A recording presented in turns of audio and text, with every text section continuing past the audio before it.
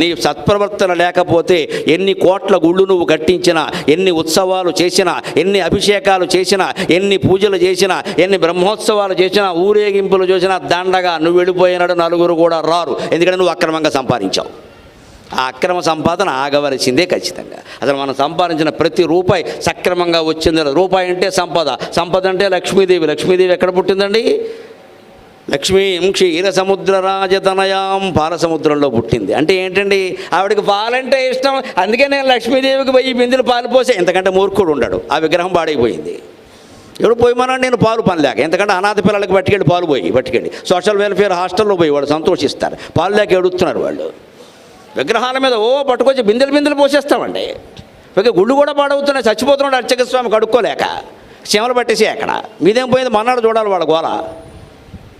జారిపోతున్నారు మనుషులు. మనం పోసేస్తే అక్కడ పాలు పోసేస్తాం, తేనె పోసేస్తాం. ఈ పాలే పేద